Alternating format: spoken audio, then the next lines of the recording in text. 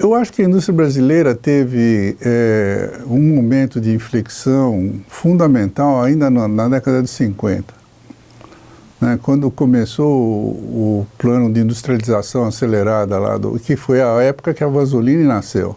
Mas quando começou o processo de industrialização acelerada do JK, né, eu acho que teve uma decisão que eu uma vez discuti com o professor Bresser e Bresser Pereira, que foi a questão do quem é que puxa a indústria nesse momento de intensificação do processo. E houve algum momento lá, uma decisão que eram as multinacionais, as subsidiárias de multinacionais que iriam fazer isso, né? Então, a partir daquele momento, teve uma certa clivagem da indústria nacional, que os setores que são mais dinâmicos e avançados são dominados por subsidiárias. E os setores mais tradicionais, etc., mais baseados em recursos, ficou as nacionais. Eu acho que teve um jogo aí, entende? E nesse processo a gente ficou cada vez mais amarrado nessa decisão sei lá, dos anos 50, e nós ainda não saímos desse buraco. Eu participei do projeto na condição como membro de uma comissão de acompanhamento, mas o Luciano foi o responsável, na década de 90, pelo desenvolvimento de um estudo chamado A Competitividade da Indústria Brasileira. E foi muito interessante isso, porque quando os japoneses começaram a ter o destaque que eles têm no plano internacional, eles geraram uma onda de resistência, vamos dizer, né? E como os japoneses estavam protagonizando os maiores sucessos na indústria, os americanos montaram um grupo, como sempre centrado no MIT, e montaram um diagnóstico, um plano para recuperar a indústria americana. E o livro se chamava Made in USA, né? Aí deu uma certa moda, né, de estudar a competitividade, a França fez o mesmo, e alguém resolveu fazer o Made in Brasil. Acabou saindo um livro chamado Made in Brasil. Mas, de qualquer jeito, o Luciano e o João Carlos Ferraz, tinham um grupo que via uma política de competitividade industrial, né?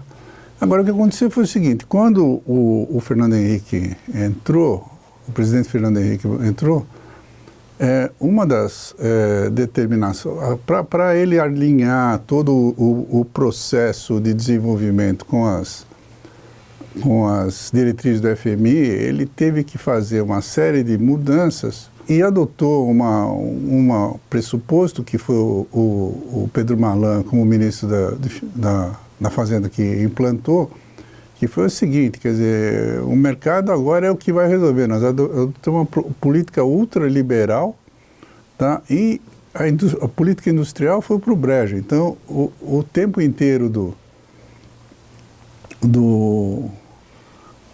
Fernando Henrique, a gente foi de acordo com as vicissitudes do mercado. Quando entrou o Lula, começou a ideia: precisamos fazer uma política industrial.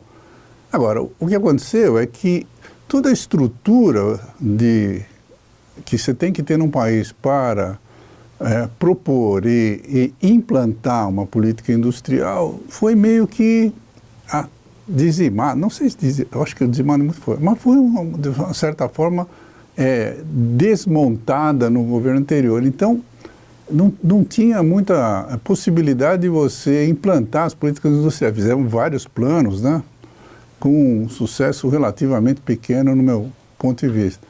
Agora, aí o que acontece? Tinha o Luciano Coutinho no BNDES com uma determinada ideia de qual seria a política industrial. E se a gente olhar, todos os países que conseguiram emergir, né, tardiamente, tiveram essa...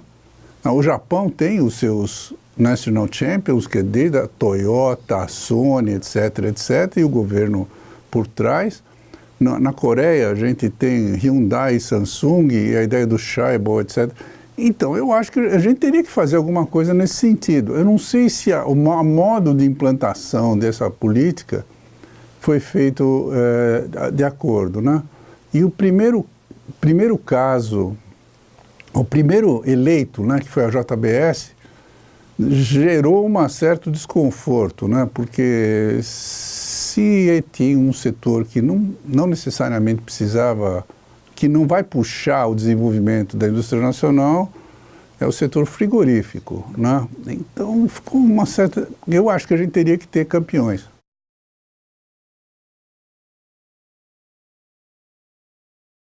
O mundo viveu 3 diferentes momentos de globalização. A década de 70, onde foi a globalização financeira, a década de 80, onde foi a globalização comercial, e a década de 90, onde foi a globalização produtiva, né? E foi a época da reestruturação das multinacionais. Agora, o que estaria previsto era a questão toda da globalização das instituições. Já estava mais ou menos previsto a ideia de que todas as instituições que foram criadas depois da Segunda Grande Guerra, entende? Foram criadas dentro de um determinado contexto e não dava para essas instituições, de alguma forma, serem aquelas que liderariam esse processo de globalização. Eu acho que a gente está numa fase dessa, entende? De definir, afinal das contas, como é que a gente vai organizar esse concerto global, né, vai ser muito complicado, não vai ser simples, né? Então tem essas coisas de idas e vindas, né? Quer dizer, a gente globaliza sem muita barreira, né? Agora, de repente, todo mundo está querendo pôr barreira, e muro e outras coisas no gênero, tá? Então, é um movimento pendular, vai para lá, vai para cá, etc. Alguma hora, acho que a coisa acerta. Agora, nitidamente, as empresas brasileiras, se é que a gente tem o intuito de ser um player de peso no mundo, nós temos que ter empresas que tenham esse destaque global. Não tem jeito.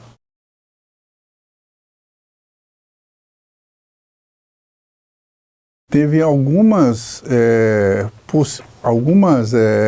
ocasiões onde a gente teve a chance de, através de um processo de criação de cadeias de valor interna, a gente retomar o ciclo de desenvolvimento pelo outro lado. Entende? Vou dar um exemplo. Quer dizer, a gente apostou muito, eu apostei muito no pré-sal, né? Porque, de alguma forma, o pré-sal, tudo bem, a Petrobras é uma empresa extrativa, não é uma empresa de ponta. Mas se você puxa a cadeia para trás, a possibilidade que você abre para o desenvolvimento de tecnologia e de novas empresas é brutal. O pré-sal foi uma dessas ocasiões que a gente queimou o cartucho. Teve a mesma coisa na década de 80, com todo o desenvolvimento da informática, que a gente fez os mesmos erros. Então, de alguma forma, acho que a indústria brasileira ainda está muito constrangida à área de recursos naturais, né? As áreas de mais recursos, com algumas honrosas exceções.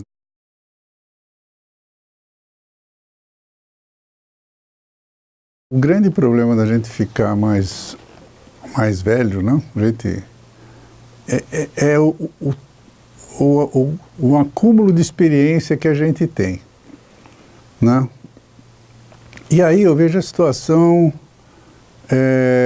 com umas lentes que não são muito róseas, né? Em primeiro lugar, eu acho que a indústria brasileira já passou por fases mais propícias para o seu crescimento e seu desenvolvimento, e que de alguma forma queimou a chance, né? Acho que a gente teve ocasiões interessantíssimas na década de 80, virada de 90, agora nos anos 2000, etc., etc. Agora, tem alguma coisa que emperra a dinâmica interna da indústria brasileira e uma relação ambígua com o governo, né, que, de alguma forma, prejudica esse rompimento com as tradições e com as inibições do passado e que cria um ambiente mais de arrojo, né? Você viu quanto que foi discutido a questão de retomar o espírito animal do empreendedorismo, né? Por outro lado, as cartas não estão na mesa ainda, né? Nós estamos, acho que de alguma forma, virando a situação no plano macroeconômico, mas no plano micro ainda acho não tem muita perspectiva.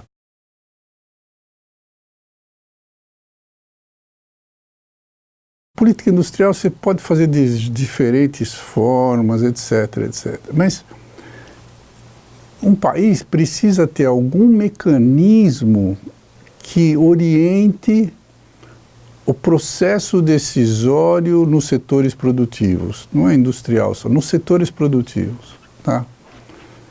E é isso que eu chamo de uma política industrial, tá? Talvez a que eu tenha mais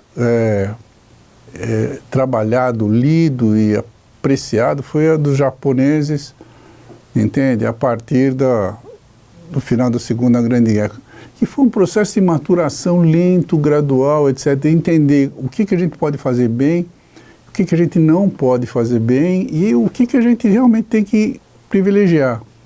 Mas aí tem toda uma questão de você ter um processo de prospecção, né?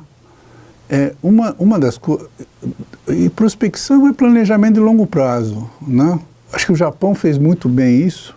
E hoje a maioria dos países está fazendo isso. E a China está fazendo de uma maneira absolutamente evidente, entende? Quer dizer, como é que você faz? Aquele processinho arroz com feijão, entende? Quer dizer, quais são as minhas competências hoje? Onde é que eu estou? Onde é que o mundo está, entende? Para onde que o mundo está indo, entende? E o que eu posso fazer dentro desse cenário, né? Agora, nossa tradição não é muito por aí, né? Então, nós nunca conseguimos fazer technological forecasting de uma maneira adequada. E a gente fica muito no curto prazo, né? Nas coisas imediatas. A gente está resolvendo sempre as coisas que estão pegando fogo e não consegue olhar para frente.